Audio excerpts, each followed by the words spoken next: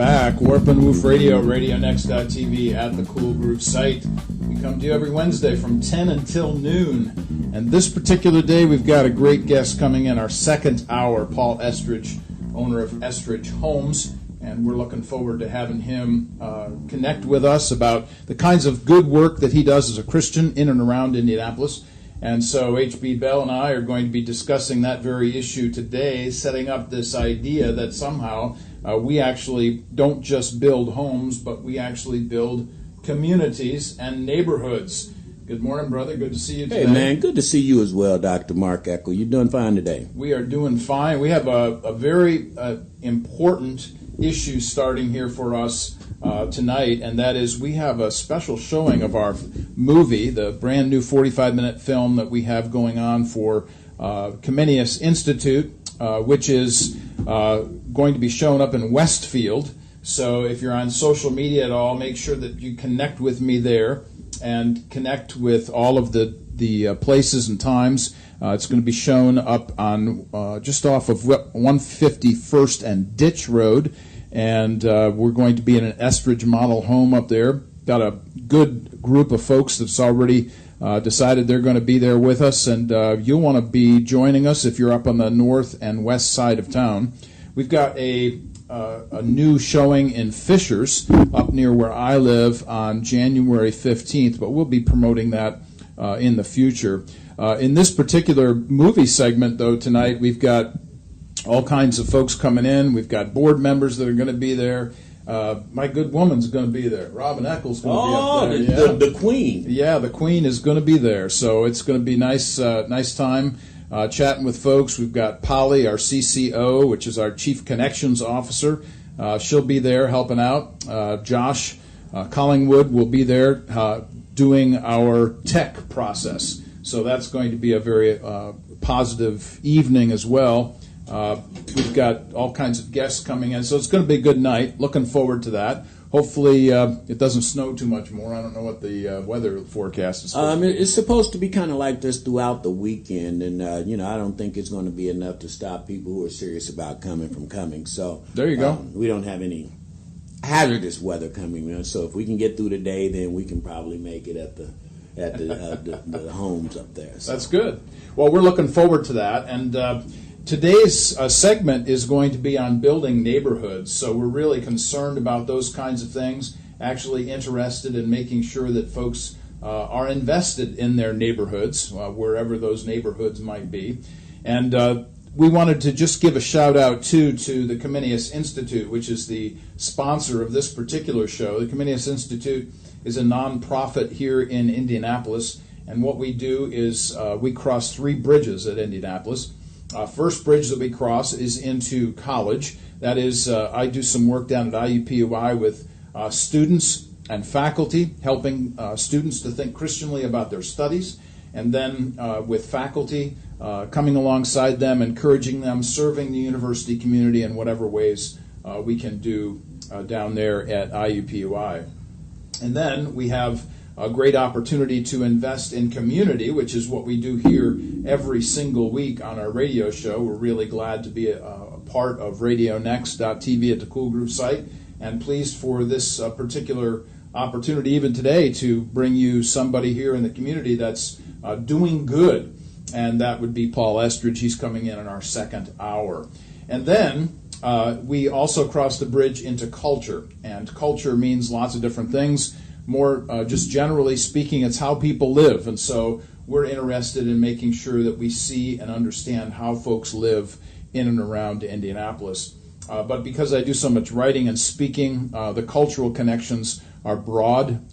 So for instance, we just had a journal article published here recently, which was on the abolitionist, or the theological roots, the abolitionist movement, which is really important and powerful for us here in this culture as we consider what it means to actually be invested in thinking Christianly about history and the kinds of things that we've had to deal with and invest with in the culture as a whole.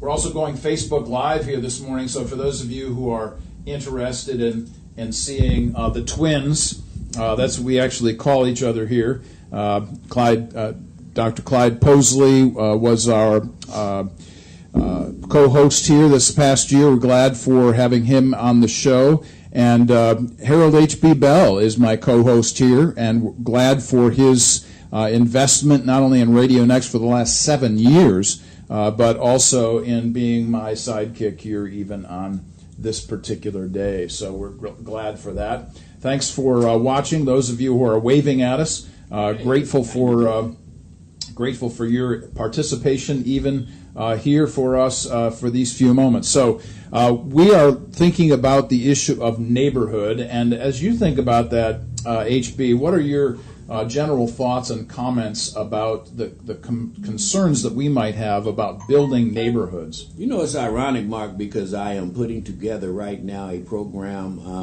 My background and my history is always understanding if we can get some music and some food and create a reason why we need to come together, we can. So I am actually setting up right now a 5-neighborhood tour. Oh! No, we first need to Nice. find out what is affecting those particular neighborhoods, because what's happening here on the Near East side of Indianapolis is different than what's happening on the Far East side of Indianapolis. It's happening in Midtown Indianapolis. So we have to go in first of all and find out what is that problem in that neighborhood, and then get the stakeholders in the neighborhoods together to be able to say this is the best way that we can fix this situation. And, I'm all community all the time, so you're right. When I saw that you were doing neighborhoods, I got excited because I said, this is what I live for. Yeah. And I think that if you can find the ingredients to work and come together and say we can fix these problems in our neighborhood, and it's not going to be one organization, it's not going to be 2 organizations, much like with Reverend Harrison and 10 Point. Yep. They're trying to eliminate violent crimes, but then what do we do with those people after we've reduced crime? Right. Where's the hope? Yep. So we have to create opportunities with new job opportunities. We have to create family structuring seminars and meetings where people who are coming from single-parent households know that we can still do this if we have the right agents. So I just think it's all important, and it encompasses everything that we talk about in this Christian walk that we are obtaining to live. That's neighborhood. That's right. And the emphasis always from a biblical point of view is our focus, understanding that we bear responsibility for those who are closest to us. In fact, Proverbs, one of the books in Scripture that we go to often, Proverbs is consistently telling us that it's better to have a neighbor close by than a brother far away. And that kind of connection is always there. To speak that truth too, and the truth of that is, and I was trying to make this analogy with, in my Christian walk, how God created all of us, but we can take a mother and a father who has 7 or 8 kids and they're all different. Why can't we accept that our Father who created all of us are just a bit different? Yeah. And I think when we put our differences to the side, and we're so much alike, we can make stuff work, but we just have to put those differences to the side, and even embrace some of those differences. Right. Well, you have tremendous connections here in this particular neighborhood, and it's kind of fun to hear about the 5-neighborhood tour that you're invested in and doing here coming soon.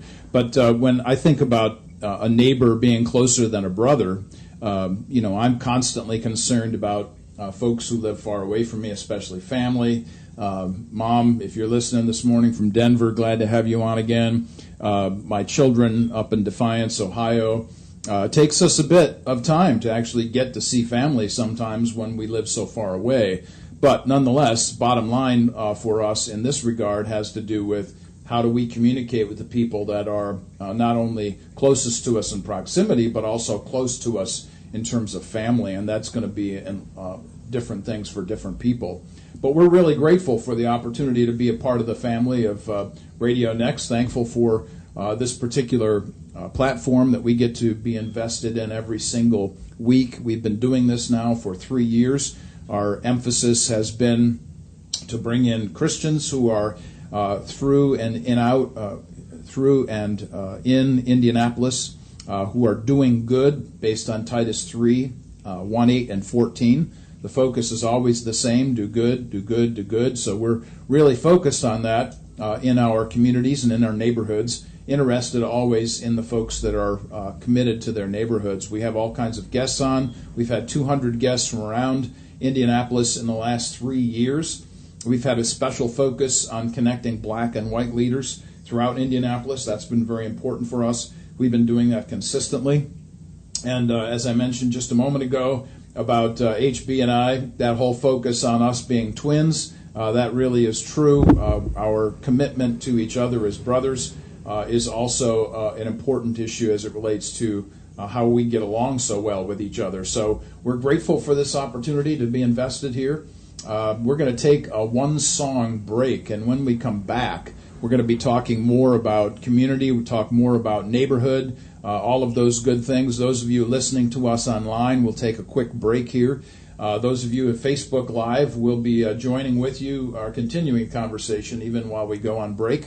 So you're listening to Warp and Woof Radio at RadioNext.tv at the Cool Groove site. Radio, we'll be right back. Facebook Live, stay with us. Warp and Woof Radio at RadioNext.tv at the Cool Groove site. We come to you every Wednesday from 10 until noon. We're interested in connecting communities in and around Indianapolis with Christians who are doing good, based on Titus chapter 3, 1, 8, and 14. Do good, do good, do good. And so in our second hour today, we're bringing in Mr. Paul Estridge, who is in charge of Estridge Homes, grateful for his presence and thankful for the good work that he does in and around Indianapolis. And what really fascinated me about our conversation, HB, when he and I were chatting at his office was the connection to neighborhoods. He said something profound to me that I won't soon forget, and that is that he doesn't just build homes, but he's interested in hoping to build neighborhoods. And so that kind of commitment and that kind of connection is huge for us. And if I could say this about neighborhoods, and I mean this from the bottom of my heart, the neighborhood was a dynamic for me anyway growing up. We were surrounded and bordered by 4 public schools within about a 2 square mile area.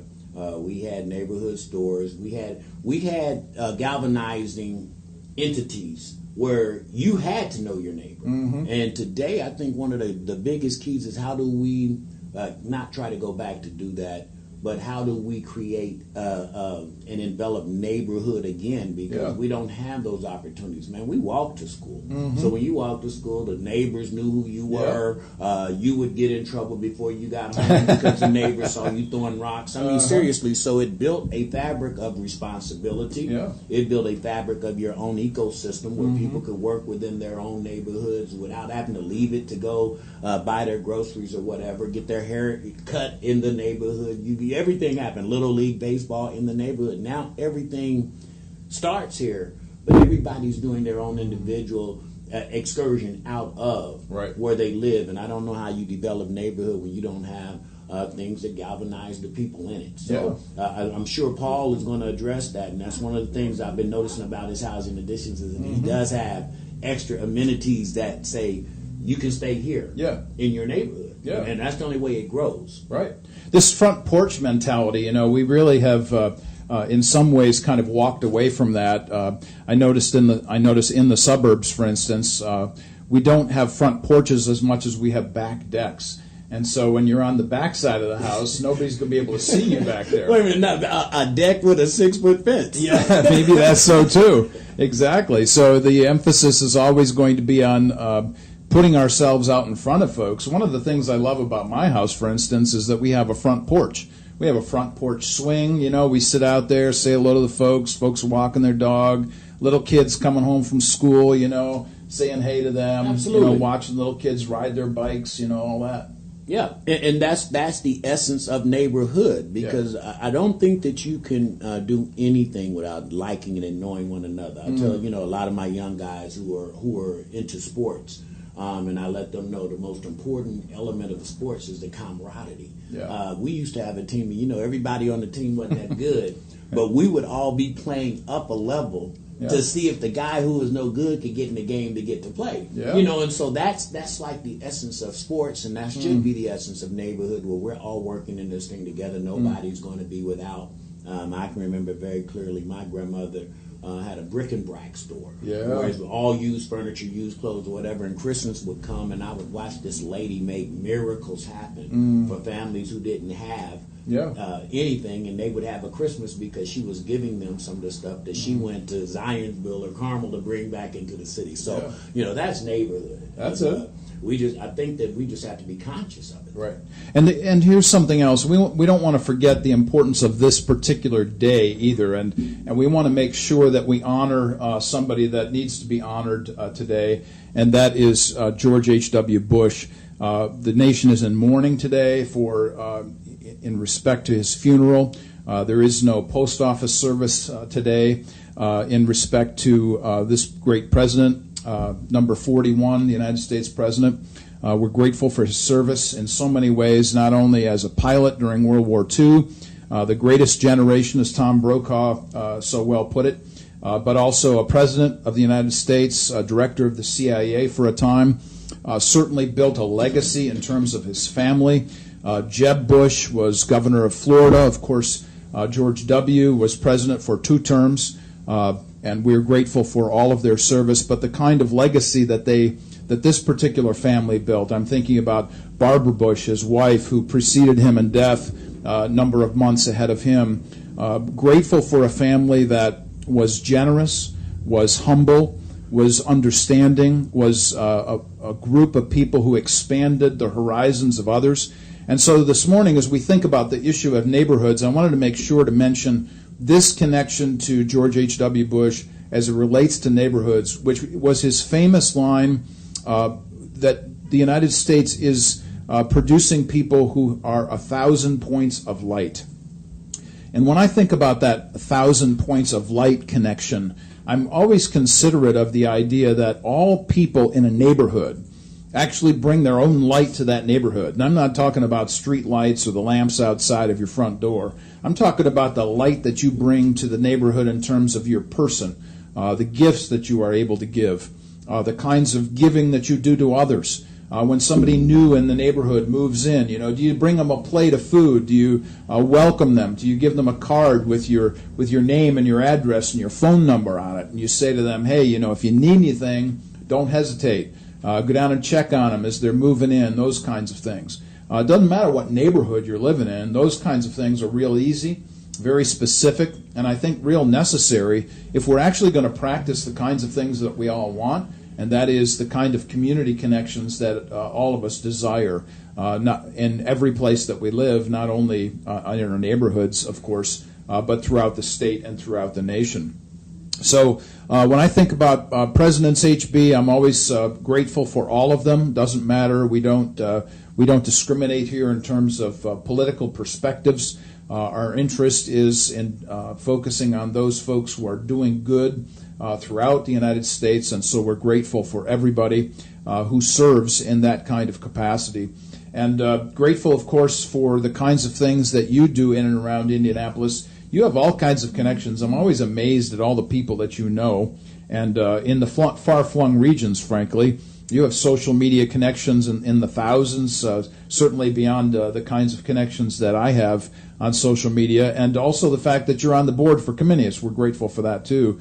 Tell us a little bit about what does it mean for you to enlarge the neighborhood of Indianapolis in the kinds of work that you do? Man, this is unintentional. Like you intentionally said, let me leave pictures and go down and, integrate my community and understand what's happening in the African American community. This was so unintentional. I had an opportunity to take a nonprofit that I felt like reading and literacy. My wife and I, when we started this nonprofit almost 13 years ago, she was a reading and English specialist when she was an educator, and found out the biggest gap between the young African American students is the lack in the ability to be able to understand this language we deal in every day.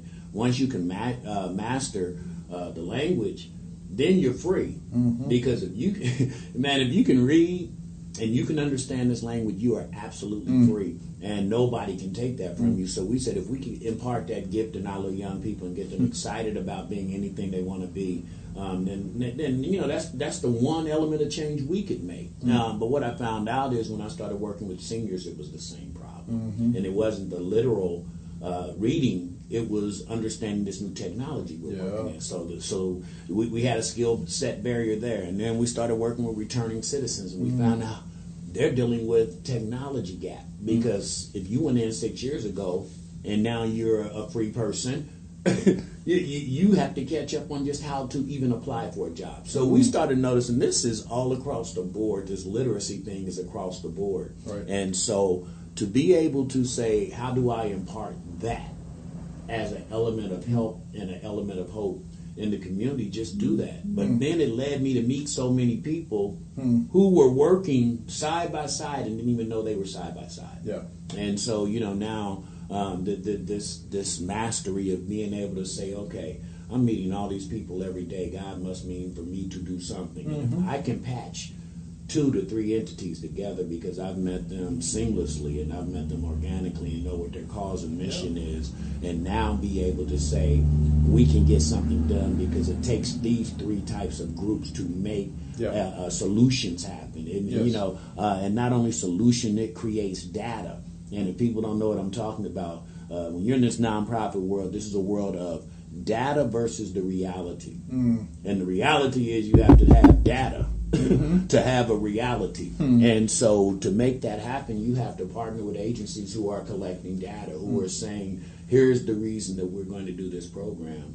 Here's the results of it. And if you don't do that, you're fighting an uphill battle every day. So knowing the nonprofit world, meeting all of these different people, and then saying, how can I be an agent? I don't need to be the guy that's out front. I don't need to be the person whose name is on the billboard. I need to be the person to say, how do we group these agents together to have some cause and effect? And that's, going on 8 years in the radio business and 13 years in this nonprofit business, it's evolving every day.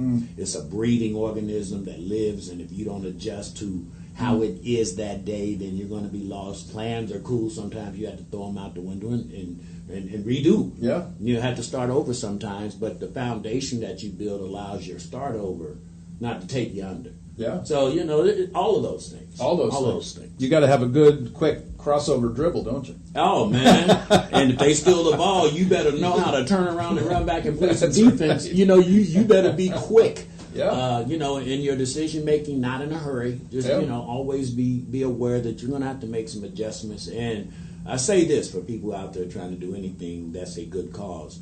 God didn't choose you for it to be easy. He chose you because you can handle some of the things that it takes to manifest change. He chose you because you're strong enough to endure the folks who don't appreciate the gift of giving. That's right. You have to be thick-skinned, man, to get in this giving game. This is, you mentioned this issue of it being hard sometimes. Certainly that was something that came out in the conversation I had with Paul Estridge some weeks ago as we kind of planned for this particular radio broadcast. And that's one of the things we're going to be talking with Mr. Estridge about in the second hour as he comes in and talks about his life and the kinds of things that he's been through and now the opportunities that he has to give back in so many different ways. You mentioned a word a moment ago, HB. I wanted to come back to it. I think it's an important word, which is intentional. So often we think that things are just going to happen to us and good stuff's going to just kind of roll by and we're going to be able to pick it up and all that kind of stuff. No, that's not how life is. Life is difficult. Life is hard sometimes. But I think the primary, understanding that people should have is this. There is nothing good that didn't come from something bad. Oh, say that again. There's nothing good that didn't come from strife, didn't come from turmoil, didn't come from dysfunction. All the great stuff happened because there was a reason to come together to go fix it. Yeah. And to me, maybe I'm wired different, but to me, man, challenge is like my fuel. Challenge makes me go. Yeah. Getting up every day to say, how do we go fix these problems moves me. Yeah. And I think a lot of times we just want to be complacent and live inside the area of our comfort zone, and then that doesn't allow us to go make greatness happen. That's just part of opinion. No, that's an important idea. And you mentioned something else about data, and I probably should say this generally to people listening to us. Between my website, warpandwoof.org, and Comenius Institute, we have a regular response of probably over 1,000 hits every single week in one form or another through social media and so on. we're talking about neighborhood and the building of neighborhood, but sometimes the building of neighborhood, it starts when you have conversations face to face, but it continues at a distance online. And so the folks that, for instance, we've had on the radio show, I'm thinking about some folks that we just had from Brownsburg, for instance, who were in for a couple of weeks. And now we can continue that relationship and that neighborliness at a distance, but we've met, we've been face to face, we've had pictures taken, people see us together, and that matters in terms of the digital neighborhood in which we live. Well, let me. This is the most amazing thing about RadioNext.tv, and I let people know all the time. And I get jumped from every different angle possible, from the aesthetics to the look of and all of that, and that's okay for me. But the real arena is this. Yes. The real arena that Radio Next presents is the element of everyday somebody who doesn't know anybody, or they don't know who's going to be in this window. Right. And they meet one another, and then organically relationships are built. And when that happens, it's not the same as going and me trying to meet Paul Estridge and say, I have an idea that I want to get across. Yeah. It's Paul Estridge getting to meet the fabric of, and I get to meet the fabric of, and then when you call Paul Estridge, you don't have to introduce yourself or what my reasons are. Right. Can we merge? Can we do some things to help neighborhood? Would be the question, and that's what happens every single day in here. And so the radio station part, that's just dessert, people. So now you know. No, I'm dead serious. I mean, because this is a meeting place. This is like Gold Star on steroids. You know, they used to have those networking groups where how we gonna get 50 people in the room and meet and network. Yeah. This is just network on the internet. That's all. But it has its way of building relationships that you could not build if it was done through the give me an appointment, let me meet you at 2:00, your place or mine. Yeah. The element is totally different. It's almost like cyber golf. That's why stuff gets done on the golf course. Because nobody's thinking about who they are. Yeah. They're chasing this little ball around, and they're having communication. Yeah. And now we can get some stuff done because I don't worry about your political beliefs. I don't worry about what restaurants you go to. I don't worry about any of that. We're out here playing golf. That's right. A good time. Finding that common ground with folks is a real important idea. We're talking about neighborhoods here today. We're talking about front porch emphasis with folks, and that could be a literal front porch. But in our case, it's actually a front porch on the digital media side. So folks around Indianapolis and frankly around the world are connected with us in ways that wouldn't be possible otherwise. We're going to be taking a one-song break, and when we come back, we're going to continue with this discussion about neighborhoods, the importance and the power of that, what it means for folks like HB&I, and soon you'll be hearing from Paul Estridge of Estridge Homes. He'll be coming in as well. This is an important radio show here today because you're seeing this connection between the physical neighborhood of meeting face to face and then the digital neighborhood of seeing each other digitally. Warp and Woof Radio at RadioNext.tv at the Cool Groove site. We'll be right back. And we are back. Warp and Woof Radio, RadioNext.tv at the Cool Groove site. We come to you every Wednesday from 10 until noon. And today, in our particular broadcast, we're really interested in talking about the concept of neighborhoods. And with us here today is Paul Estridge, Paul from Estridge Homes. Paul, welcome to the program. Glad to be here. Thanks for having me. Thanks for being here and for talking with us about this. Now, in the conversation that you and I had at your office, one of the things that really kind of stood out to me as we talked about what you do, obviously you're a home builder, but one of the things that stood out to me was that you were really interested in building neighborhoods. So for everybody out there listening to us today, could you explain what that means to build a neighborhood? Why is that so important? Well, let me say that I think that neighborhoods are one aspect of what I feel like our purpose is, which is to serve and enrich the lives of each other, our families, and everyone we touch, to continually grow and learn and live according to biblical principles. So, somewhere in my 30s, when I was dealing with how do I manage both my faith and live it out through my work, I didn't feel I was called to the ministry in a very precise way. But how could I do what I think I am skilled at doing, lead a company and people young lives, young families at that time, and still young families today, in a way where our work can reflect our faith and serve and enrich. And for some reason, Churchill made a quote that's stuck with me through the years: is "We build our buildings, and then they build us." So that really moved me to starting to understand that design, architecture, space, what we see and experience really does have an effect on us. We all, any of us who, regardless of where we're at in our faith or our faith, we all know that when we're in a cathedral or a temple or something like that, there's something that happens to us. And so how can I do that and bring that to my everyday work? If I were a baker, how would I do it as a baker? If I were a lawyer, how would I do that as a lawyer? So I think that those of us who believe are called to live our life in a way that we bring it into the art and the craft of what we do. So I started to open up my eyes and understanding that there were homes being built in subdivisions in the suburbs of America that primarily changed after World War II. This was when the big change happened. And if we can attribute it to air conditioning, and we can attribute it to the emotional consequences of World War II, when so many soldiers came back and the different programs that allowed them to buy a home, the affordability aspect of it and air conditioning took the front porch off of homes. And people started living in their backyards. Barbecues became more the way people connected, but then those became just people that they knew, as opposed to people out in the neighborhood. And today we can walk down streets. We're in a great neighborhood.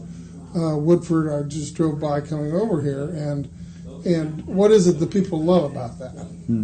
Well, I could sit here and rattle off a list, but we all feel it when we go there. Of course, the front porches are important, but also is the trees and the intentionality to planting of trees and the lines of sight, the architecture, the proportion of architecture. There's great care that was taken in that. So we're trying to bring that back, and we think that it moves people, it connects people of like kind values and appreciation. That concept of space, and your quote there from Churchill about how we build buildings, but then buildings build us.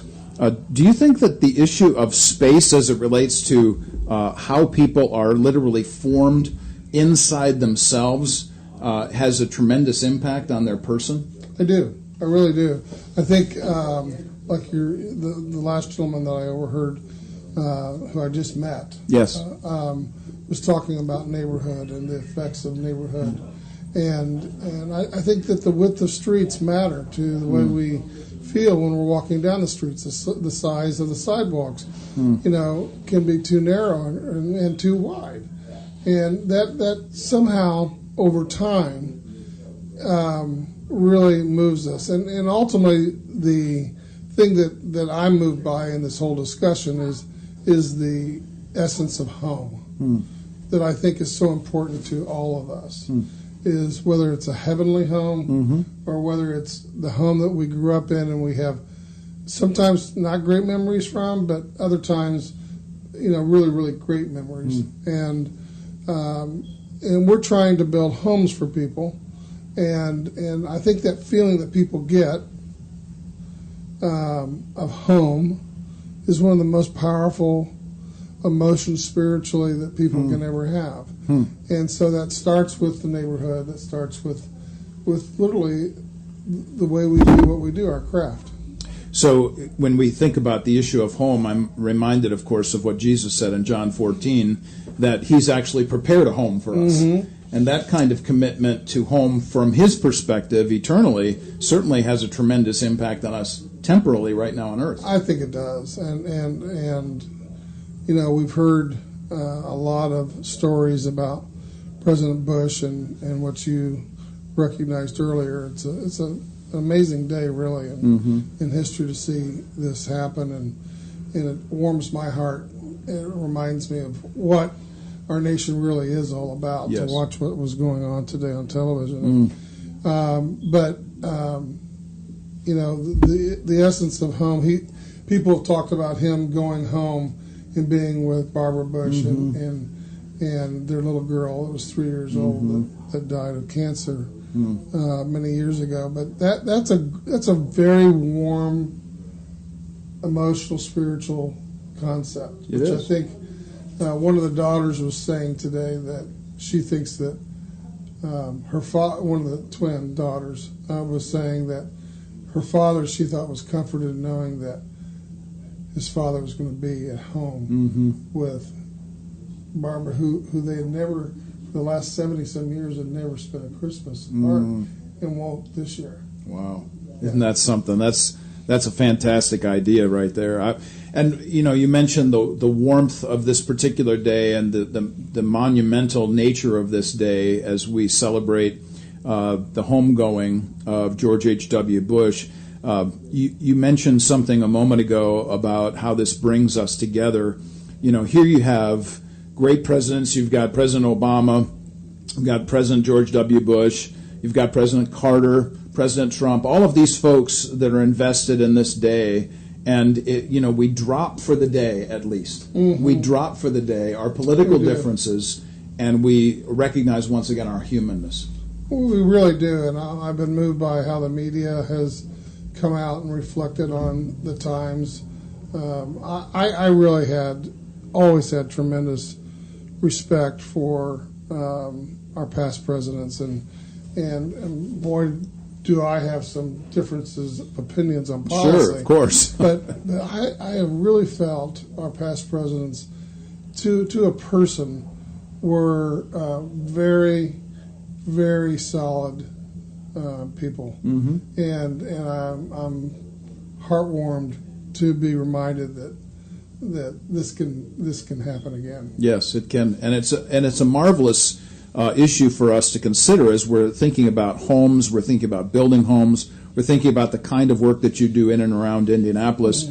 And one of the things that stood out, obviously the reason why we have you on the show today as a believer in Jesus as Lord, somebody who's doing good in and around Indianapolis. One of the things that stood out to me as we were having these discussions in your office that day was that you went through some really hard times. Yeah. And one of the things I think that it would be important for our listeners and our viewers to hear from you is give us a little bit of background on those hard times that you've gone through. Sure. Well, to give you some perspective, I'm 61 years old today, and I've been building homes for 40 years and enjoyed a tremendous career for all but about 8 of them. And so just to kind of set the stage again, in 2005, 2006, and 2007, we were blessed I could say that we had a very substantial net worth, over $50 million, from the success of our hard work and efforts through the years, and a substantial amount of that in the bank, and no debt. And we all know the story of the real estate recession that hit us, and so it hit us like everyone else. And unfortunately, my bank just decided to withdraw from being in the business anymore after many, many years of being together, which left us with nothing else to do but to close the company. And the closing of the company then had me default on a substantial amount of real estate holding debt. And so I went bankrupt and closed the company, and then had some other issues, physical issues, health issues, abdominal aneurysm, and lost both my parents very soon after that. Got fired from a job that I had taken in order to keep money coming in. Lost our home, lost really everything that happens when you go through one of those things, and have had a 4-way bypass surgery and many other little things that My word. have. You've had your Job moments. I've read Job a couple times I bet you have. to get me through this, but that's the tough times that I went through. But I will also say this as an end cap to that is it's the most valuable thing that's ever happened to me in my life. Is having gone through all that. I now feel more blessed having it was tremendous. It's been a tremendous experience, and people think, well, how in the world can you say that? Yeah. And it's because during that time of losing so much, what I realized is I was only losing worldly stuff. Okay, but I also lost with that as I lost the concerns of sales and having to hang on in order to try to do all those things that people were expecting me to do. And then when you're empty, your hands are empty. When the reality hits you that this is the way it's going to be, there's a peace. There's a tremendous peace, and there's nothing you can do. But I think it's similar to Dr. Kubler-Ross's 5 stages or 4 or 5, I can't remember, stages of death, where you go through these periods of denial and anger and so on and so forth, but then you just get to acceptance, and then you start to have a very, very calm spiritual result of that. People ask me, what happened to your faith through that time period? And went through some twists and turns, but I never lost it. I never felt like, why me, or anything like that. I actually thought it should be me. I don't deserve anything. I don't deserve to escape the consequences of this world, and whether it be war for some people or disease or any of those things. I mean, life is tough. Life is really tough, and the sooner we just kind of accept that and realize that we just got to keep moving. Yeah. Got to get up, keep moving, and face into the wind, and believe that in the end everything will be fine. And all of that, of course, is based on a transcendent faith, one that comes from a personal, eternal Creator of the universe. Yes. Yeah. When you talk about your faith specifically, and you talk about your commitment as a Christian and so on, what is it that you tell people on a regular basis is important in terms of the maintaining of faith? What is it that you would say to them that would say, here's what you need to continue to do, the perseverance of the saints? What would be your comments about that? Well, I think that it's ultimately it comes down to dying unto oneself. I mean, to the extent we lose confidence in our faith, or we feel like it's not working, or we're losing connection, it's because we've made ourselves the center of our thinking. It's selfishness, die unto oneself.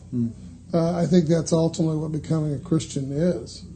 And it's sustaining that ideology and that belief. And so I read a lot of other people's thoughts. Of course, the Bible, not as much as others, I'm sure, and not as often as I would like sometimes. I still get caught up in the world. I still get caught up in I'm still a sinner, for sure. But hopefully I'm working my way through my faith, into serving the kind of life that God gave me a purpose for. It reminds me of that passage in Philippians 2:14 that says you're supposed to work out your salvation with fear and trembling. Well, I've been there. I've been there. And it's a constant task. I mean, the emphasis in the original language there is a continual process. It's not a one-and-done situation. Well, that's true. That's so true. It's a constant, continual emphasis. And so for those of you listening, those of you watching, we're talking here with Paul Estridge from Estridge Homes. And Paul has just told us about literally having lost everything, going through bankruptcy and so on.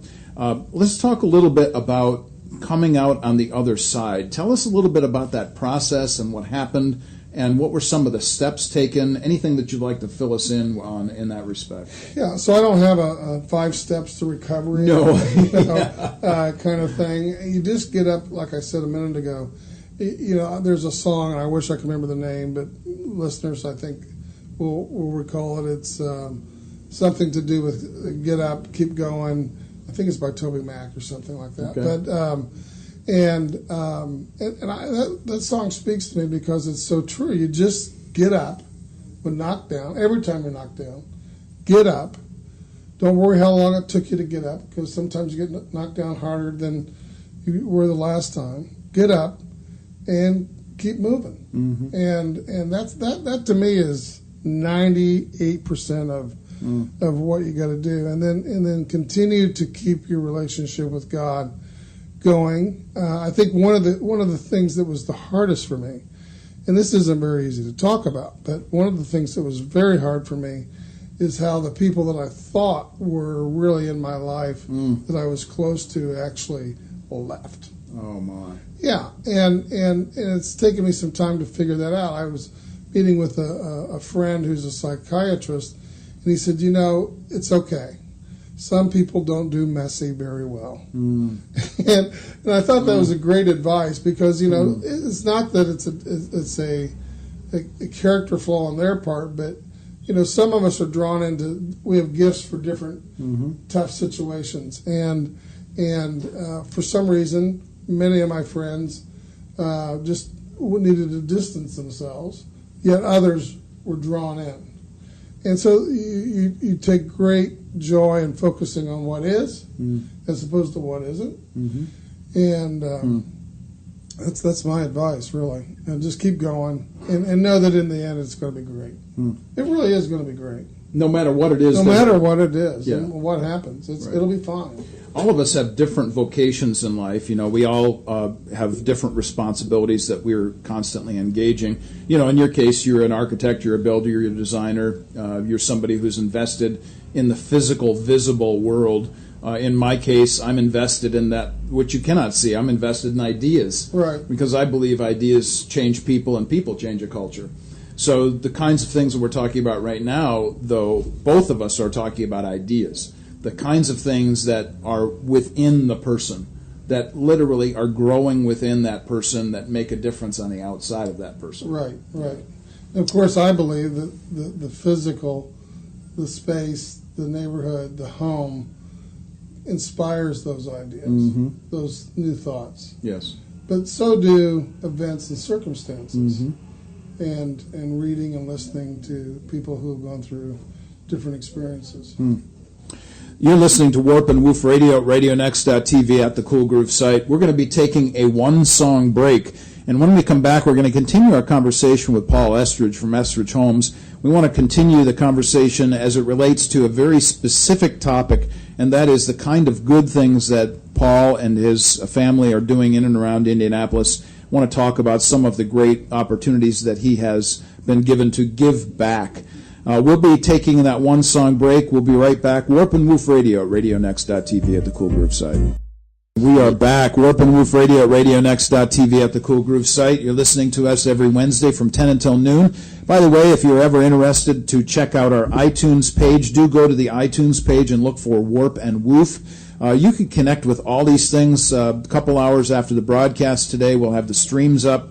We'll be putting it on iTunes. Of course, we'll be archiving this particular Facebook Live post, so you'll be able to see the video anytime in the future as well. We save all of those kinds of things. You see all of this on our YouTube channel, so Comenius Institute has its own YouTube channel. Check us out there. Also, my own personal website, warpandwoof.org. That's warpandwoof.org. Very important that we connect with people on a regular basis. We're talking about neighborhoods today and the importance and the power of neighborhoods and why we're committed to them. And HB and I were talking the first half hour of the program about the power of neighborhoods in terms of the physicality of them. Now we're talking with Paul Estridge of Estridge Homes, building on that concept of the physicality of neighborhood, at the same time recognizing that the neighborhood literally is building us. So, Paul, let's just, for the sake of our listeners, kind of bring them back up to speed again. remind us what you said earlier about the necessity of understanding that sometimes homes build us. Right. Well, it all goes back to a quote or a statement by Churchill, who said that we build our buildings and then they build us. That was a very empowering quote by him. First of all, it was from Churchill, which I didn't quite grasp, but at the time, why Churchill would say something like that, unless it had a profound effect on him.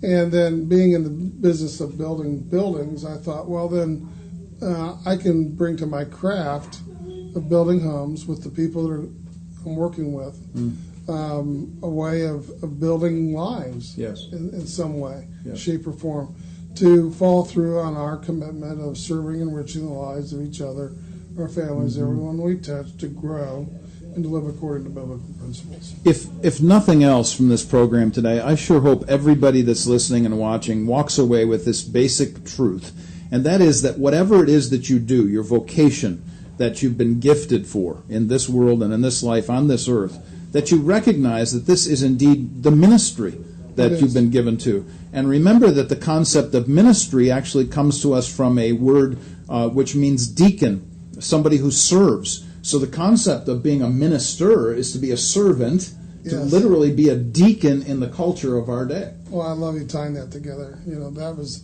my wife one day. I was telling her when I was really becoming on fire with my faith that I thought, I think I'm going to have to become a pastor and a minister. And she goes, well, Paul, your work is your ministry. There you go. And that was a big moment in my personal growth. And then I started seeing that as the pathway. My purpose was to grow and to help grow others and touch and serve and enrich lives through what it is that we do. That's fantastic. And that concept of vocation is ministry is something that we constantly talk about at the Comenius Institute, something we talk with our students about, actually. When I talk with adults about what I do and help them to understand this, part of what they don't get is that they don't understand that being a student is vocation.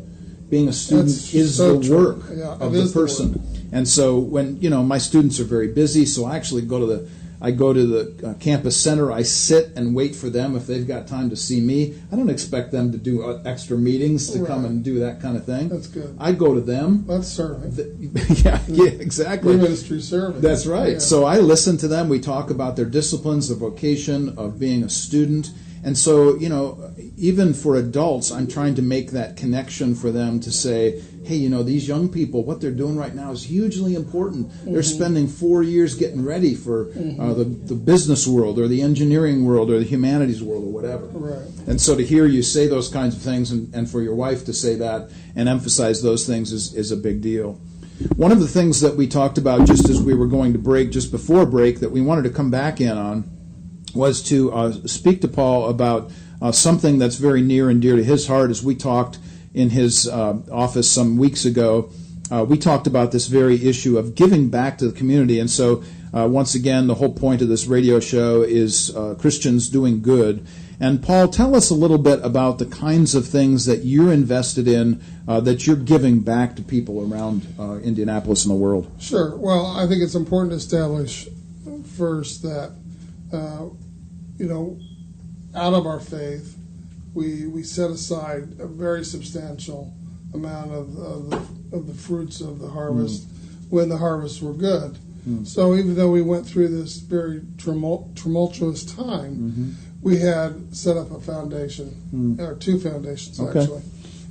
So it was from there that we were able to continue to give. And I think it's really important to know that you asked me a question earlier, is how was it we've been able to come back and come from out of the ashes. And I failed to mention at that time, but now completely want to convey that our act of giving in the times of the most difficult for us was perhaps the single most helpful thing to recovery, so to speak. Wow.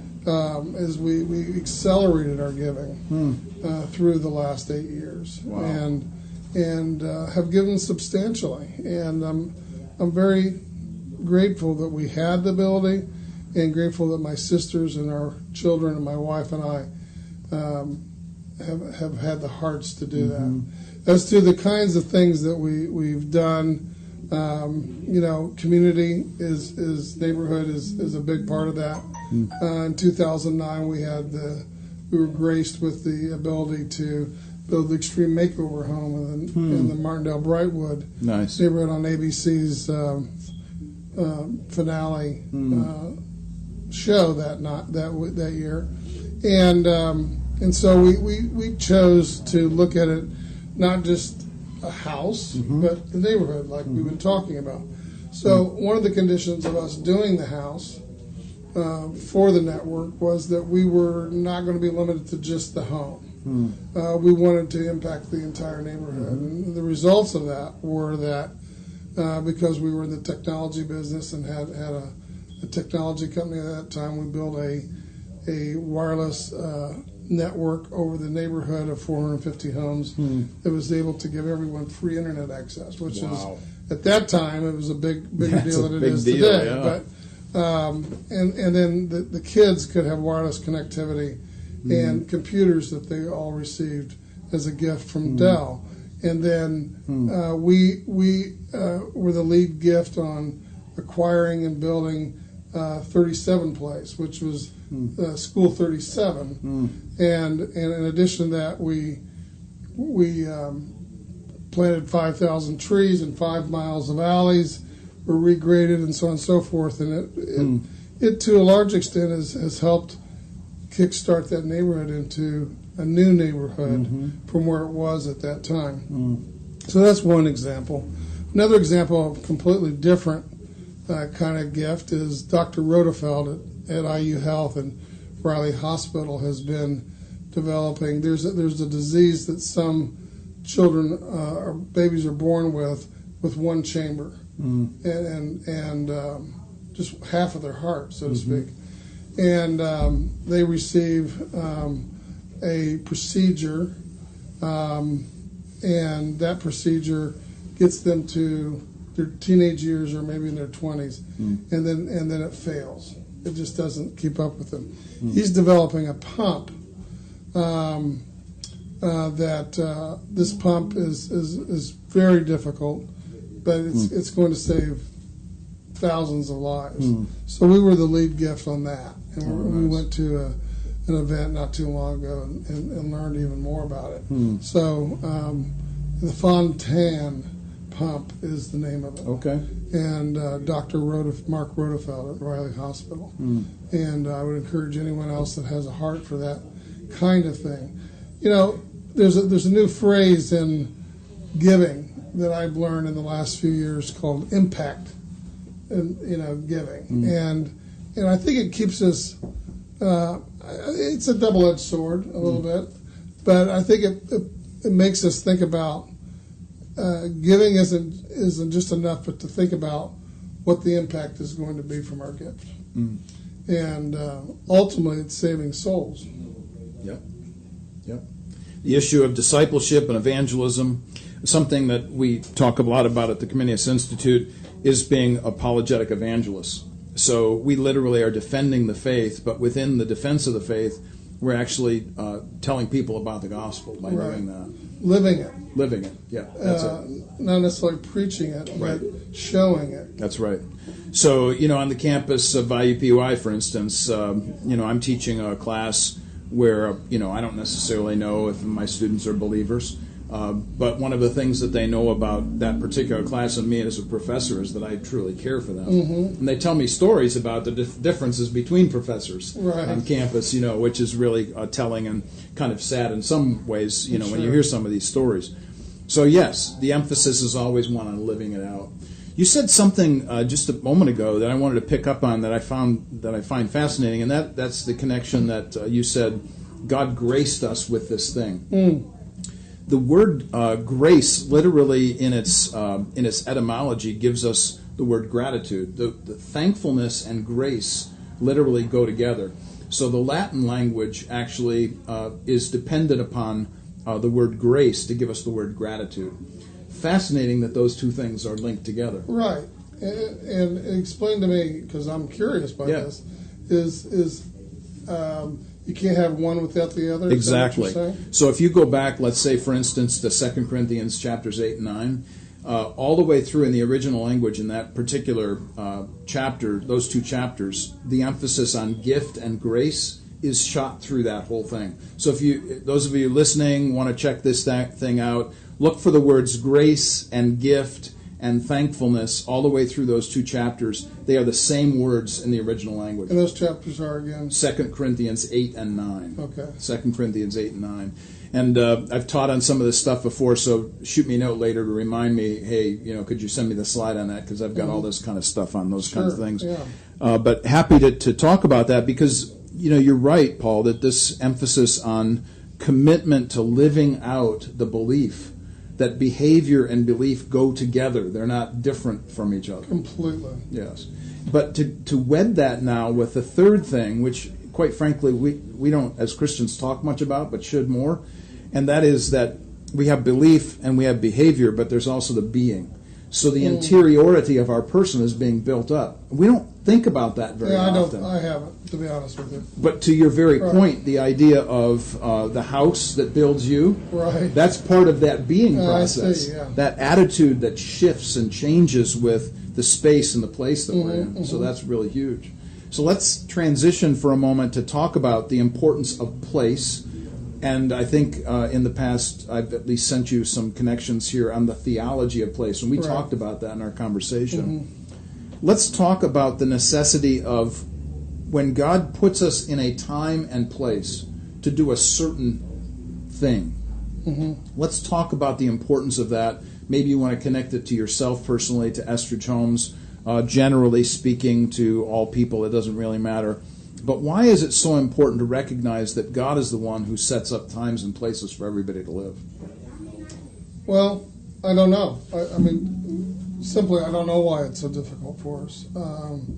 I think partly because we disassociate difficulty from God, and I think that's our first mistake. Is we think God's just all about love and kindness, Yes. and that when He's as much a part about difficulty and struggle. Right. I mean, the life of Jesus. I mean, that's the ultimate. Right. I mean, it's the ultimate example. I mean, why, if Jesus was expected and asked to do what He ultimately did for us, why do we get to escape difficulty? So I think I don't know, but I think it's we have to associate difficulty and challenge first and foremost with God. I would say that for me going through, I very quickly felt that as a believer, seeing what I was going to go through, the abyss that I was going to go through, I didn't know how deep it would be and what all it would entail, but I knew this wasn't going to be what I had worldly considered fun before, and I still wouldn't consider it fun. But I thought, what an example, what an opportunity for my children first and foremost. I wanted them to experience their father as a believer. How would he deal with extremely difficult circumstances? And I was very mindful of that the entire time. And then I also thought in the community, within the community, the collection of neighborhoods and the town that we live in. I personally am rather well known as a businessman. And so people would be, and probably known as a Christian. And so I was cognizant that the way I was going to respond to this was going to have a reflection on my faith. And that I wanted my faith to inspire my response. And I've been amazed and really kind of surprised and taken back by the number of people who've come up to me and said, you're being watched right now. Wow. And I was really taken back by that. I didn't even know at that moment what they were talking about. Just how do you deal with this? What that told me was that everyone is dealing with their difficulties of some sort. And how does a man of faith deal with this? And so I was mindful of that the whole time. This reminds me of another passage. I'm thinking about Ephesians chapter 3, verses 9, 10, and 11, where it literally says that there are angelic beings or heavenly creatures watching us going through the process of difficult situations and trials and tribulations. And so literally we are being a witness and a testimony to those beings which are outside of our realm of existence. Wow. Take that and then think about 1 Peter, which is the great book on suffering, by the way, for all those who are listening. Of course, you know this full well. But this statement in 1 Peter 1, 10 to 12, where Peter says, even the angels long to look into the salvation that we've been given. This statement by itself is just so eye-opening to recognize that our testimony isn't just on this earth. Our testimony is throughout the heavens. To heavenly beings. Yeah. Yes. I mean, that's just fascinating. And they to are me. in all of our... They are. And they long to understand this, but of course they cannot because their essence and their personhood is so totally different than our own. Well, this is a fascinating discussion. We're going to be taking a one-song break here, and when we come back, we're going to be continuing our conversation for a few more minutes with Paul Estridge here on Warp and Woof Radio. You listen every Wednesday to us from 10 until noon. And when we come back, we'll continue that conversation. Those of you Facebook Live, we'll continue the conversation off air. You can listen to the podcast, pick us up later on, ComeniusInstitute.org.com, warpandwoof.org. Find us any place on social media. We're all over the place. Thanks for listening today. We'll be right back in just a minute. Warp and Woof Radio, RadioNext.tv. All right, we're back. Warp and Woof Radio, RadioNext.tv at the Cool Groove site. You listen to us every Wednesday, 10 to noon. This particular week, we have a great guest on with us, Paul Estridge from Estridge Homes. We're talking here this morning about neighborhoods, the importance and the power of what those do for us and in us and through us, literally. We talked in the last couple of segments about the power of how it changes our being, our attitude, our interiority. And just this last segment, we kind of just broached the subject, just kind of touched on the idea of grace and gratitude and the necessity of seeing that in our everyday lives. And Paul was explaining to us some of the giving that he and his foundation his family does through a foundation. But we wanted to talk a little bit more about this as it relates to the everyday lives of individual people. How is it that we can give back to just in everyday ways to people around us so that they see, we were talking about this earlier, the necessity of literally living out our faith and people seeing the behavior that's so important in that way. Let's talk a little bit about that, about the importance of everyday giving back to people. Right. Well, I think is it giving back or is it just giving? You know, and I think of the life of Jesus when we think in the context of giving. He wasn't doling out lots of money right. to people. He just loved on everyone, and he saw everyone in their beauty, and lifted them up, and you know all the stories about how people could see it in his eyes, or one just touches his garment, you know, be in his presence. That's to me thinking about how can I as a person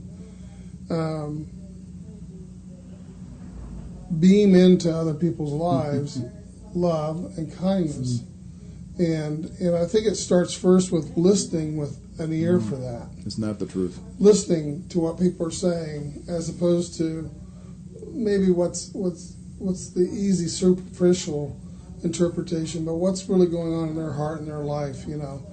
We do it well with our children. You know, our children act out all the time, our grandchildren, and we know that their little tender hearts don't mean what they're doing.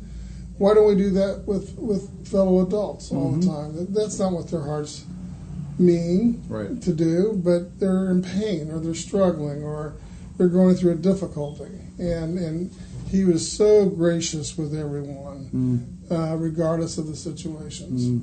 This is something that's a powerful statement to make because we have a tendency to run roughshod over people. And we forget that people are coming from a culture and a context.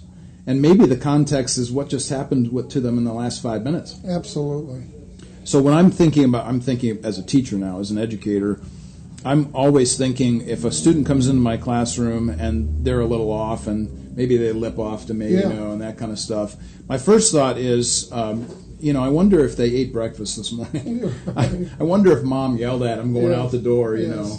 Or, more tragic and difficult issues like, has dad left the home? Right. Or has there been some death in the family? How are we understanding the culture and context of where people are coming from? It's so important. It's so important. And I think you have to first have a heart to want to think about it that way. Yeah. And then you can seek to understand first. Seeking to understand first is the huge issue, I think, always for us. And as human beings, we have a tendency to forget that, and Christians do just as much as anybody else. And so to understand that, hey, this is a grace moment where I'm giving somebody grace and space so that they can have a better response perhaps the next time. And so what allows us or what disentangles us to be able to look at something or that kid that walks into your class and lips off, you could take it really personally and think, well, how disrespectful. I'm an adult, I'm his professor, so on and so forth, and but that would be that would be taking it personally, right? And so I think that we have to die into ourselves and live for other people. And when someone asks or says something that seems inappropriate, ask ourselves why is this? This person's hurting someplace, and be quick to forgive.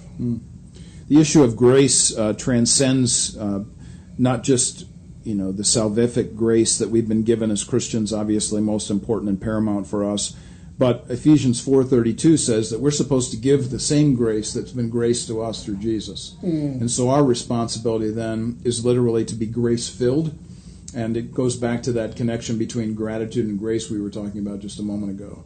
So that if we're truly thankful that we've been given grace, how much more important it is for us to give grace to other people. How far are we from that on a regular daily basis? Yes, that's right.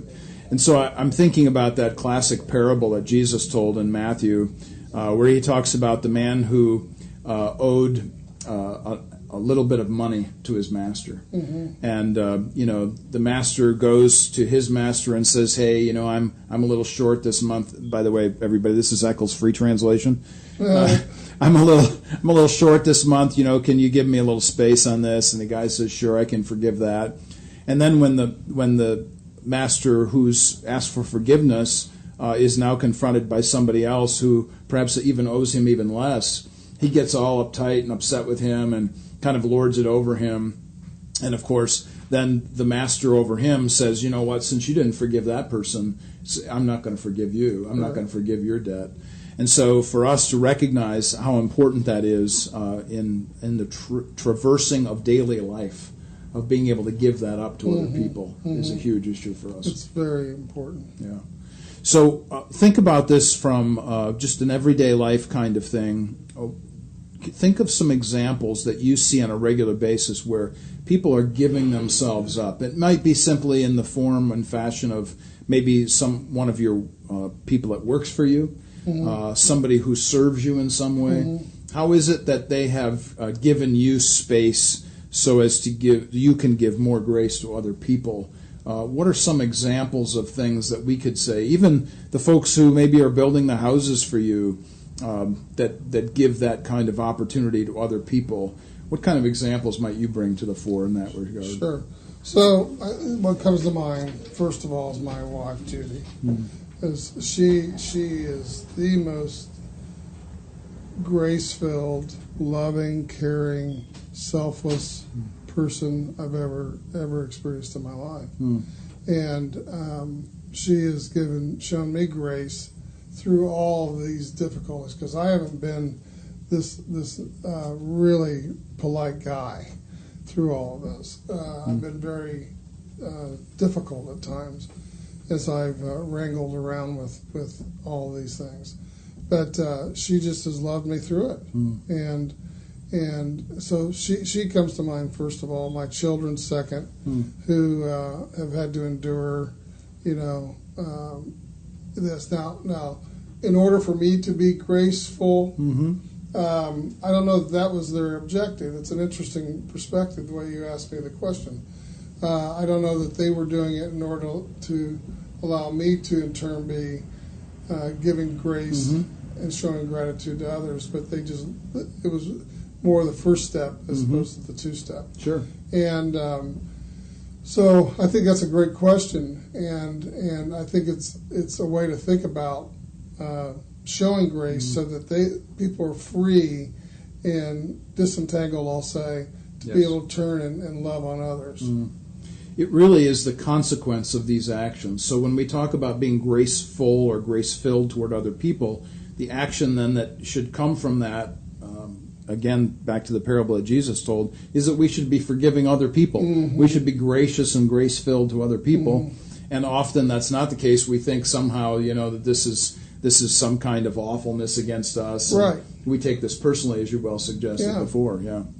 So we're constantly concerned about how is it that I am coming across to people, and how is it that people are seeing the testimony of witness that they should be seeing in us. Yes. Yeah. So let's, as we kind of finish off here our segment here for today, and kind of close out this particular program here on Neighborhoods, let's kind of flesh out the importance of doing this during this season of the year. We're coming up on Christmas holiday. Of course, it's the holiday for those of us who are believers. That's a capital T and a capital H for those of you who hear me.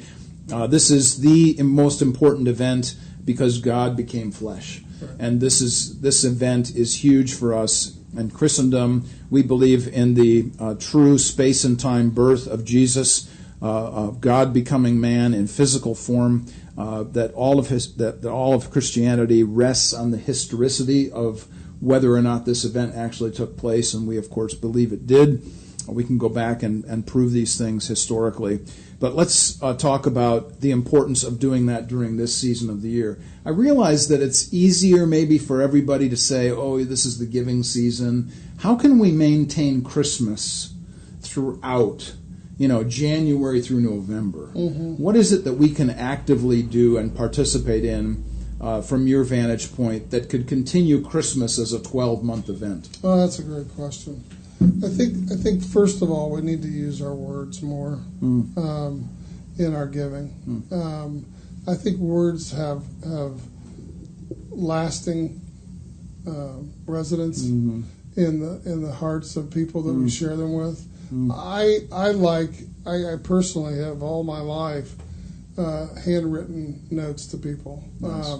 And I'm always surprised if I'll visit their office or their home or wherever, they'll have it pinned up on a bulletin board. And I'll think, wow, isn't that something that, years ago, 100 years ago, that's how we all communicated with each other. I thought it was incredible. My father-in-law and mother-in-law, mother-in-law died recently, father-in-law still alive at 97. They took their letters that they had written to each other their whole life and burned them because they were between them, and they read them and then burned them because it was just between them. I guess my point is I think that whether it be through writing or sitting down and simply saying what a person means to me, that will carry on throughout the year as much as additional events, and certainly over gifts. Yes. So the words that you're talking about aren't simply words that are spoken, but words that are written. Written or spoken, okay. but I think they're both ways of communicating. The thing I love about writing what I feel and how I feel and sharing that with a person is that we all know, having received a note or a letter from someone, that we'll reread it multiple times. Oh, absolutely. and it'll just sink into us as we take in those words.